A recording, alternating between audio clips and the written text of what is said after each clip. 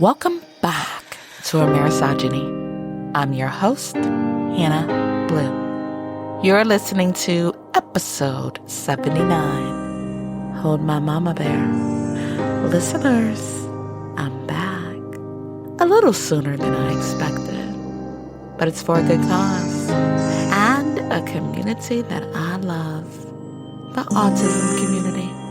RFK pissed off a lot of folks when he made disgusting remarks about kids diagnosed with autism. Now, this isn't going to be a long episode. I can't stomach talking about him for long. But when I heard what he said, I had to respond. Otherwise, what have I been doing for over 20 years if I ignored it? Autism is not a community you leave. You're in it for life. Autism is a spectrum. Not everyone is the same. Strengths and weaknesses are specific to the individual. They should never be used to rank any disability by a hierarchy. Let's get into what he said, and then I'll cover what I think some people missed. I'll give you a hint. We've talked about it on the show before.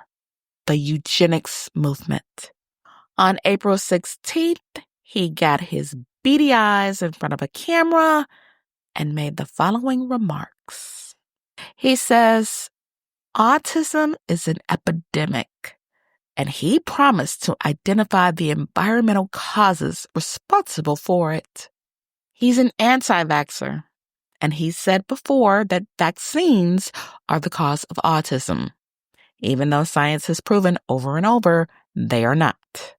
According to Kennedy, this epidemic denial has become a feature in mainstream media. I would like to note a top vaccine scientist from the FDA resigned, and he cited it was due to Robert F. Kennedy Jr.'s misinformation and lies.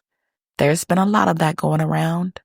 Here's what he said that made the rest of us who know and love people with autism absolutely furious. Autism destroys families, and more importantly, it destroys our greatest resource, which is our children.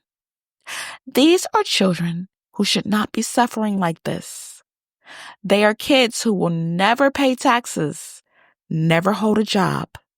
They'll never play baseball. They'll never write a poem. They'll never go out on a date. Many of them will never use a toilet unassisted. Let's go back to when he said these are children who should not be suffering like this. I want you to keep the eugenics movement in your minds as I'm speaking. There's a reason he said that. Now, despite decades of years dedicated to researching autism, Kennedy says he hopes to have answers for the cause of autism by September. If that doesn't tell you he doesn't know anything about autism, I don't know what will. Zachary Warren is a pediatric psychiatrist at Vanderbilt University, and here's what they said. We may have hundreds, if not thousands, of different neurogenic factors that in combination with complicated environmental interactions influence presentations of autism. As a clinician, I wish I had better and, quite frankly, simpler answers for my families. But autism isn't a single thing. It is a word we use in an attempt to capture a spectrum of behavioral strengths, differences, and vulnerabilities in order to help optimally support children. And he's absolutely right. I've shared before on this podcast, my daughter had a seizure at 18 months, and it totally wiped out everything. Speech, her ability to go to the bathroom. We had to feed her. We had to teach her everything. How to go to the potty again, how to feed herself. We put her in OT. We put her in outpatient speech therapy in addition to speech therapy that she received in the schools. Everything was restored except her ability to speak. Over the years, on and off, it would return. She'd say things like ball, go to the store, She called me mama one time when she was 13. But then an influx of seizures would start again, and it would wipe out everything, just like a computer. Over 20-something years later, I still don't have the answers, other than it may be a combination of genetics and environmental factors.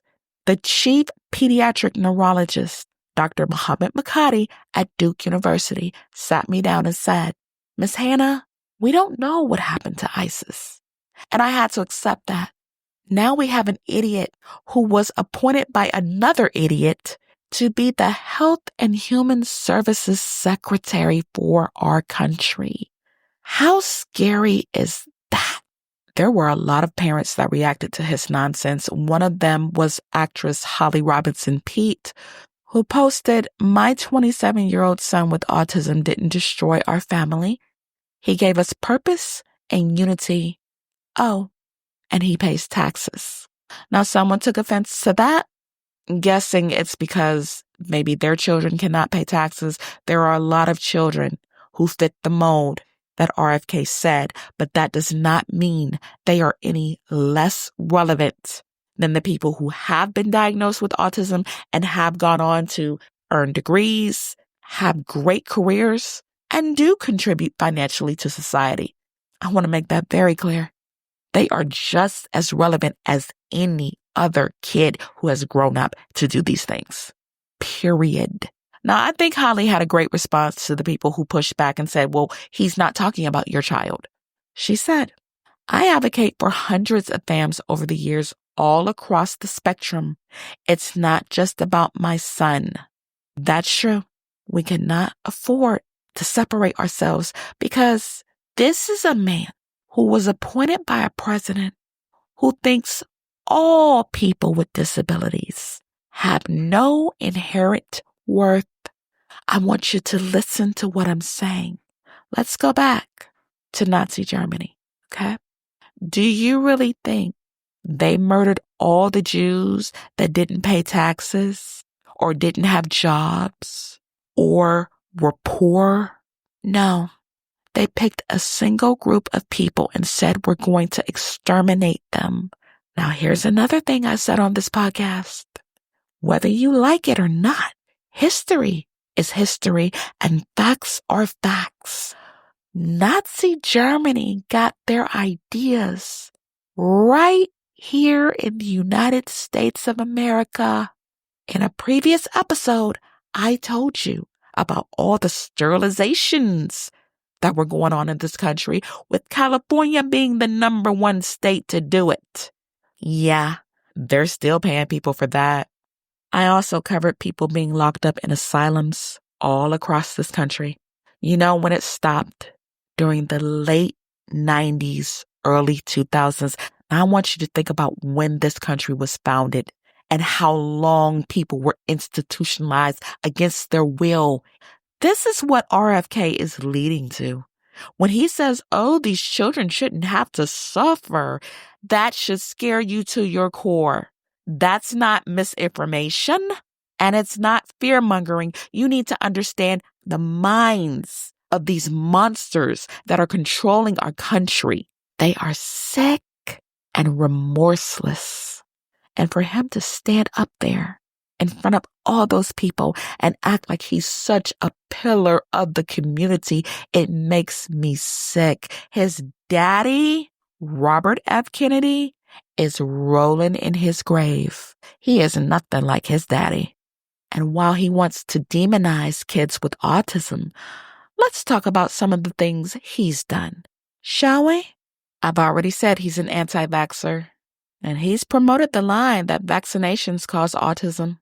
According to media, he has falsely stated that HIV, if left untreated, originated from a vaccination program. He invoked Hitler when speaking out against vaccine mandates. He said, "Even in Hitler Germany, you could cross the Alps into Switzerland. You could hide in an attic like Anne Frank did.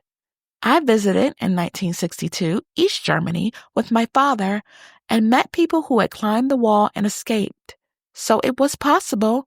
Many died, true, but it was possible. And that made people angry because it seemed as if he was saying things were better for people who were alive during the Holocaust than they are today, which is absolutely disgusting. Just this year, in February 2025, a child died from measles. Well, he acted as if it was no big deal. Here's what Kennedy said. Measles has a very, very low infection fatality rate. And instead of encouraging vaccinations, he wants to rely on things such as cod liver oil and vitamin A. What's even scarier, people are listening to him. He's also a bigot. In July 2023, he said COVID was created to spare Jews and Chinese people because they're the most immune to the virus. Now, he tried to backtrack and say that he never suggested that the COVID-19 virus was targeted to spare Jews. Well, that's what a coward does when they're caught in the crossfire. They backtrack. But we're not done. He has also blamed gender dysphoria on chemicals in the environment. Kennedy has a podcast. Can you believe it? And in June 2022, he said he wants to pursue just one question on these endocrine disruptors because we're seeing these impacts that people suspect are very different than in ages past about sexual identification among children and sexual confusion, gender confusion. Is it a shock that he's transphobic? Before he was appointed, a woman tried to save America. The daughter of President John F. Kennedy and cousin to RFK, she wrote a letter and she called him a predator who holds hypocritical and dangerous medical views. But of course, the orange wasn't going to listen to a woman. We all know he thinks that we're stupid and only good for sex. Let's get into what Ms. Kennedy said.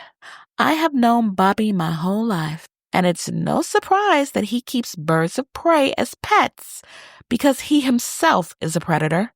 His basement, his garage, his dorm room were the centers of action where drugs were available, and he enjoyed showing off how he put baby chickens and mice in the blender to feed his hawks. It was often a perverse scene of despair and violence. Caroline said he is now addicted to attention and power, profiting off his damaging crusade against vaccination. But get this, he vaccinated his own kids. So in addition to being a druggy anti-vax, guess what? He's also a cheater. Allegedly, Kennedy had a sexting affair with Olivia Nuzzi. I don't know if I'm saying her last name right, but who cares? She cheated with a married man. Kennedy's wife is Cheryl Hines.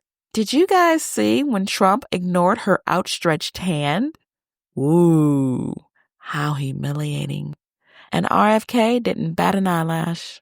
It's no surprise he's just one more person in that administration that has zero respect for women.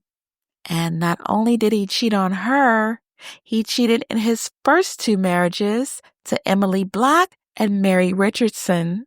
In 2013, the New York Post published Kennedy's sex diary, and it revealed he cheated on Richardson repeatedly. And the woman was so heartbroken, she died by suicide in 2013. Allegedly, Kennedy wrote that he struggled with his lust demons and wrote that he had sexual encounters with at least 16 women. What a whore. And get this, according to Vanity Fair, Kennedy was accused of sexually assaulting his kid's babysitter in 1998. And of course, he's denying it. Now, should we feel sorry for good old Cheryl? No, because she was well aware that he was a cheat when she met him. She was one of the side chicks while he was still married to Richardson. But she had the nerve to be blindsided when he cheated on her. Nuzzi is a journalist in New York, and allegedly Kennedy vowed to impregnate her. Ugh. Yeah, I'm being petty, but you can read all of this for yourself. If he had not come for the kids, I wouldn't have come for him. This is what happens when the wrong people run the country. The fact that he was appointed to the Secretary of Health and Human Services should be absolutely scary for everybody. Many Americans describe their mental health as a dumpster fire. That's the reason I don't talk about this administration on my podcast, but he came for kids with autism. So I had to speak up because I've been standing with them for so long. It's a lifetime appointment. I've said that on this podcast. Once you become an advocate, it is a lifetime job. There are no breaks. You make very few friends along the way. But in the end, if you're not willing to stand for something, then you'll fall for anything. And with that, I'm out of time. If you learned anything in today's episode, feel free to follow me. By now, you know where. Podbean, Apple Podcasts, Spotify, YouTube Music, iHeartRadio, Samsung, and more. Tomorrow is April 19th, and there's going to be a lot of folks protesting all across America. I'm looking forward to that. And the reviews are still coming in for my Platerius trilogy. If you have not picked it up, please do. On May 1st, my Codarius series will be dropping, so be sure to get your copy of that. And on June 1st, Book 2 will drop. And if you live in the following countries, Australia, Austria, Canada, Luxembourg, South Korea, or Switzerland, be sure to visit www.dlhannah.com and pick up your copy from a local bookstore. Now in the U.S., you can get it on Amazon, Apple Books, Barnes & Noble, Walmart, or Kobo. And Kobo only sells my ebooks. Be easy. I will be back with episode 80, baby. Can you believe the Amerisogyny podcast has reached 80 episodes? That's a milestone in my book. I thank you for all of your support. And again, I know things are tough, but I want you to do everything in your power to protect your peace and mental health. And stay tuned for episode 80 coming soon. Be easy. Have a good weekend. Take care of yourselves. And